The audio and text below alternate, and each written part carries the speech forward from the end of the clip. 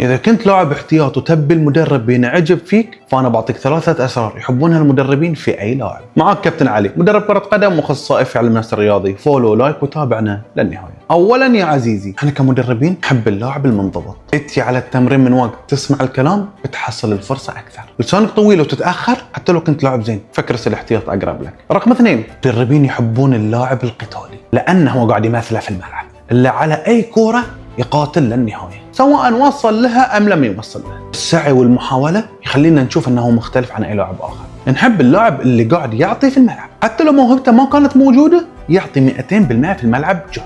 بما معناه مستعد ان انت تقاتل في الملعب، راح تكون لك الاولويه ان انت تلعب. بس اذا انت كنت لاعب بليد ومش مهتم، تعرف. رقم 3 وهو الاهم، اللي انت تسويه في التمرين خلينا نعرف انت شنو بتسوي في المباراه. بما معناه في لاعبين مش مهتمين الى التمرين، بعكس المباراه تلاقيه حاضر واعي في التمرين كانه يضيع وقت.